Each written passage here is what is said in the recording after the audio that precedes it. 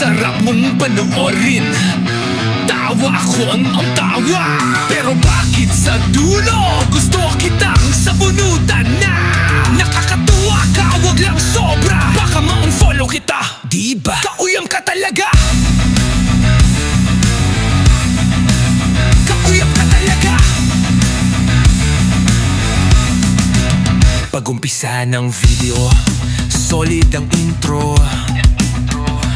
Puro kalokohan, parang wala kang konsensya bro. Nagkape pa ako, sabay kagat ng tinapay. Pero nung ending mo, gusto ko nang mag-unfollow. Bye! May pa-prank ka pa sa lola, hanggang sa natapilok si mama. Tawa ako ng tawa, pero teka lang, bakit parang may trauma na akong tinatago? Ano ba yan? Kauyam ka talaga. Kauyam ka talaga. Sarap mong panuorin, tawa ako ng tawa.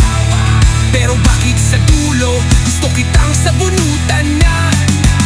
Nakakatuwa ka, wag lang sobra, baka ma-unfollow kita. Diba?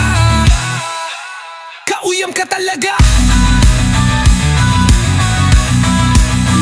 Alas 2 ng madaling araw, scroll ako ng scroll. Lumabas video mo, akala ko wholesome goal. Pero ayun na naman, pa-cute sa umpisa, biglang may tunog ng utot sa mukha ng bata. Kauyam ka talaga. Mga content mo pare, may hugot at galit.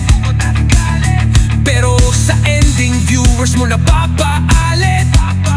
Ginawa mong roller coaster ang emosyon ko, kaya ako'y confused, pero subscribe pa rin, no, no. Kauyam ka talaga. Tigilan mo na, o sige isa pa. Inis na ako, pero bakit tuwang-tuwa? Kauyam ka talaga. Sarap mong panoorin, tawa ako ng tawa. Pero bakit sa dulo gusto kitang sabunutan na? Ganyan ka talaga, di mo kami tinantana.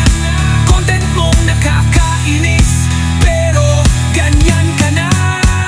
Kauyam.